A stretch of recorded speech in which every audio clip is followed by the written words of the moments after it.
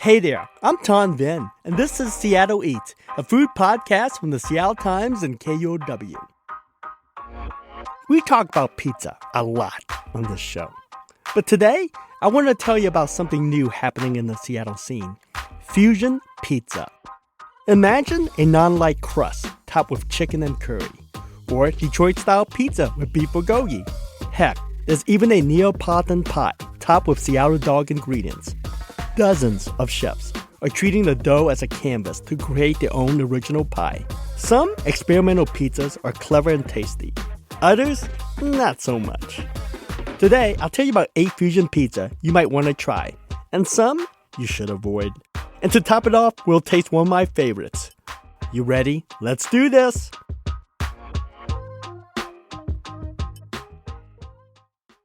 Hey, Seattle Eaters! I'm in the studio with one of my favorite people.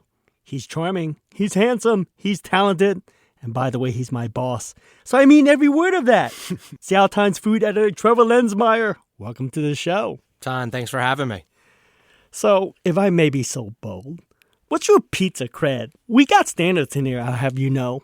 Listen, I understand. I worked for years in a slice shop, a New York-style place in Raleigh, North Carolina, where I'm from, called Sergio's. Shout out Sergio's.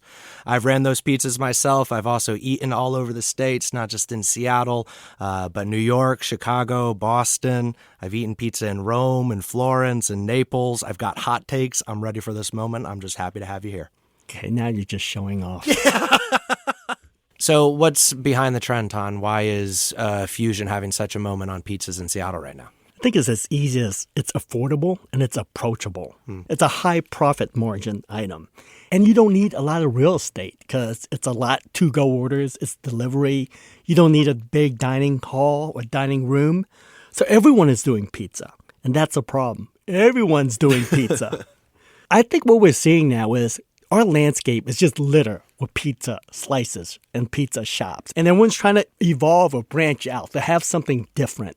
Because otherwise, you can literally go around Capitol Hill and just go from one pepperoni slice shop to another. And I think, one, that's why. They want to stand out from the crowd. And I would say the second part of that is some of these are chefs. And chefs are artists. They're creative people. And they want to create something new and different. Is it fair to say, though, you've seen both the high-end chefy takes on pizza fusion as well as some of the more lowbrow, to put it diplomatically? Yeah, it's funny because some of them take it very seriously and others are very cheeky. And they have fun with that, and that's what I love about this. And in my pizza excursion, I would say, Trevor, that I had to group them into like 3 categories. So the first category, I would call it comfort food reimagined as pizza. That's spaghetti and meatball that Tom Douglas does at Serious Pie. There's a mac and cheese pizza that's done at Bar Flohr and Pizza Pies in Fremont. But the one that really stood out for me, and I was shocked. I was totally shocked, Trevor. And that's a Seattle dog pizza. And it's by 3 guys at a place that they call Dudes. And they're in Portage Bay in the former Little Largo space. I'm just stunned. It's actually really good take on a Seattle dog. Well, and back up for those who aren't aware, what is a Seattle dog? Okay, and this is where it gets controversial. It has cream cheese, and that's true, that's so true, but original dog came in a Bialy-style bun, which is sort of like a bagel bun. So the problem is that's not practical for vendors. So they swap out the bagel for the hoagie roll or a traditional hot dog roll or some white bread bun, but they kept the cream cheese, so it doesn't make sense anymore. But you know what makes sense? The Seattle dog pizza, because it's actually closer to the real Seattle dog than what Seattle dogs that you see out there now at 2 a.m. on the corner of Pike or Pine. It's a Neapolitan-style crust that mimics some of that bagel mouthfeel, the crispy exterior and the soft, chewy middle. And then you have the topping, the hot links, the jalapeno peppers, grilled onions, cream cheese, and sriracha hot sauce. And it's for $17 for a pizza. Not bad. It's all in ideal proportion to one another, which makes it, believe it or not, better than many of the messy midnight dogs. I'd definitely buy it. Okay, so the first category, comfort foods reimagined. I'm sold. What's the second category? This is the big one. I would call it the United States of pizza. And this is pretty much pizza fused from other international cuisine. You got Filipino pizza at MOTO. Jamaican curry pizza at Pizza by Ruffin. Capitale Pizzeria has 20 fusion pies on the menu. And of course, there's Indian fusion pizzas. There's probably 30 places that serves Indian fusion pizzas around the region. But my favorite is Pizza Rasoi. It's a pop-up on the east side. But the best international pizza I tried is the one I picked for our taste test today. It is a Bulgogi kimchi Detroit-style pie. And it's from a place called KODE, which is short for Korean Detroit Pizza. It's a pizza counter in downtown Bellevue in the Lincoln Square Food Hall on the second floor. It's about $5.50 a slice, which is actually a good deal. It's pretty filling. And for an entire pizza, it's $22. Trevor, I brought you a slice. It does not look like a pepperoni pizza. No, decidedly not. But I love a Detroit-style crust. It's got that nice, rocky coastline crust. I don't know. This isn't my job, but it looks delicious.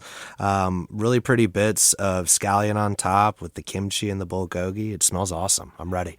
You know what it looks like? It looks like an open-faced sandwich. It does. Yeah, it looks like I just had a slice of bread, and I opened my fridge, and I just dumped a whole bunch of leftover on top of that bread. And Trevor, I should say this has been sitting around for, an hour or two in my car. But no food poisoning. You'll be fine. You'll be fine, sir. But you're a man who loves cold pizza. That's right. That's right. Listen, I've had far worse in the years of delivering pizzas than a couple hours late with this guy. Trevor, let's take a bite. Let's do it.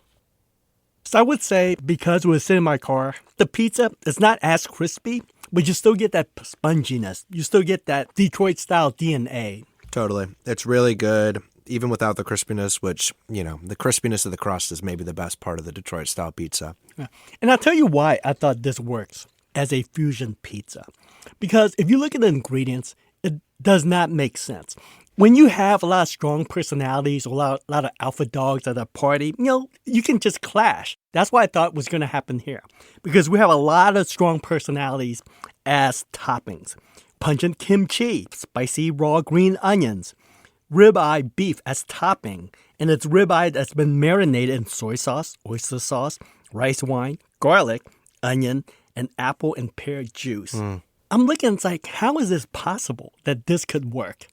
And I think what really makes it, that really holds it all together, is the sauce. It's a tomato red sauce, but it's really doctored with this Korean paste called gochujang. And that gives it a salty, sweet, but spicy flavor. So even without me telling you it's a Korean fusion pizza, if you take one bite and you get that pronounced savoriness, you will know this is a Korean pie. Totally. I think that you could see all of its influences really clearly in the bite. You get the taste, like you said, the spongy bread, the focaccia from the Detroit, and then that sweetness on the bulgogi was totally what stood out to me. It works so well with the kimchi. It's really, really yummy. Yeah.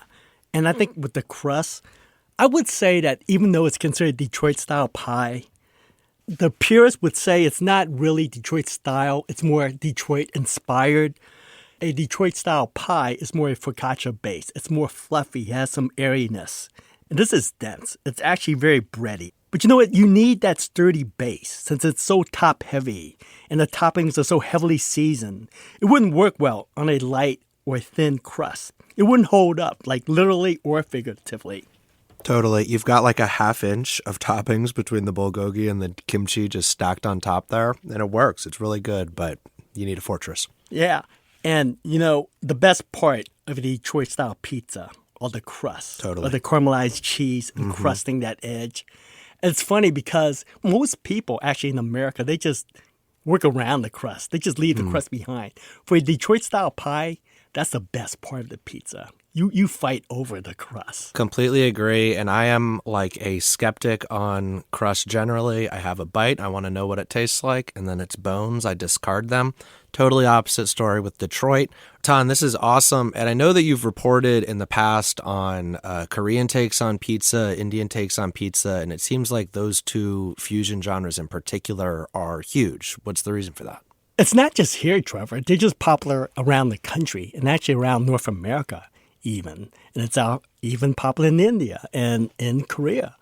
It's just a trend that's just been exploding, especially in the Puget Sound, I would say in the last 2 years. We have like maybe, not even exaggerating, at least 30 Indian fusion pizza shops, mostly in the South End, some in the North End, and now you see a lot in Bellevue, and you're starting to see them in Seattle. Korean pizza, that's more recent. We have Korean restaurants that do pizza, but now we have Korean pizza shop. There's one in Pioneer Square called Drunken Pizza. And of course, the place that I think does the best is in downtown Bellevue called KODE. So, Tan, we've done our United States of Pizza. We have done comfort food classics reimagined as pizza. Dare I ask what the third category is? Oh, last and unfortunately least is what I would call pizza vandalism. Or AKA pizza that the world didn't know that it did not need. It's chicken Alfredo pizza with broccoli. At Magnolia Smoking Monkey Pizza is named the place. It's where Domino's meet Olive Garden. It's fusion confusion. Ooh. But that said, Trevor, they did redeem themselves because I also ordered there the Buffalo Soldier, which is their pizza with, wait for it, buffalo wing sauce with chunks of roast chicken and crushed potato chips. Ooh. And it worked? It works fine, but can I tell you, and this sounds like a backhanded compliment, but I mean this sincerely. It's the best damn drunk food. It's like it belongs in the Late Night Munchies Hall of Fame. It is so good. You get that tangy, vinegary, Frank hot sauce like, and the potato chips on top. Oh, it really is good. Well, I was going to say, so where's the line? Where's the line between the chicken Alfredo that doesn't work and the Buffalo Soldier that does? Because the Buffalo Soldier, it just has some personality, right? There's some tanginess, some acidity. It has the crunch. It has just the love of comfort food. Who doesn't like potato chips? As weird as potato chip on pizza is. Where's the creamy Alfredo chicken with broccoli? I'm sorry. I'm with George Bush. I just don't like broccoli. I don't understand broccoli. There's just a lot of confusion going on here. That could have gone so many directions. As I tell you, I'm eating Pizza High, I realize I'm talking to my boss. Yeah. So I want to add that I was at home. I was not driving. I was at home, safely at home after a long, long night of working. And I figured, I need to relax. I took an edible, and of course, I got hungry. And what did I have left in the fridge? I had plenty of Buffalo Soldier pizza. I have nothing to add to that other than that for my mom in North Carolina, that is legal tender out here. Otherwise, no comment. So, Tan, I had the chicken Alfredo in the office. You cooked up a few of them for me. I did them right. I didn't find it terribly offensive, but I'm generally not the type who likes the pastas on pies. Whether it's, I know you found some spaghetti and meatballs in this roundup. I've seen penne alla vodka, baked ziti on pies. That's usually not my jam. So my question to you is, when you're walking down the street and you see somebody doing a funky pizza, what makes you think they're going to be a success, or they're going to go too close to the sun and it's just not going to work for you? I think one rule that we should always go by is what they do in Italy, and that is do not crowd the crust.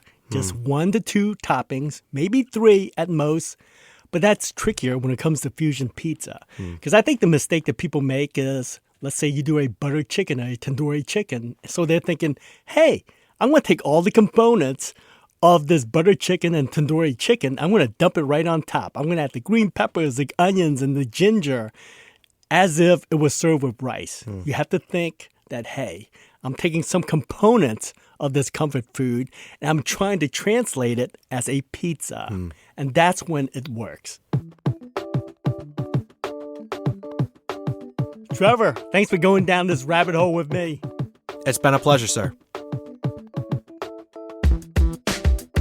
That's it for today. We have a list of all the restaurants we talked about in the description of this episode. Thanks for listening to Seattle Eats. The show is a production of the Seattle Times and KUOW, part of the NPR network. You can support Seattle Eats by investing in the local newsroom and the specialized beats that make this sort of storytelling possible. Please consider joining and subscribing at KUOW.org/eats and SeattleTimes.com. Seattle Eats is produced by Claire McGrain and edited by Jim Gates and Trevor Lenzmeier. I'm Tan Vinh. See you next week.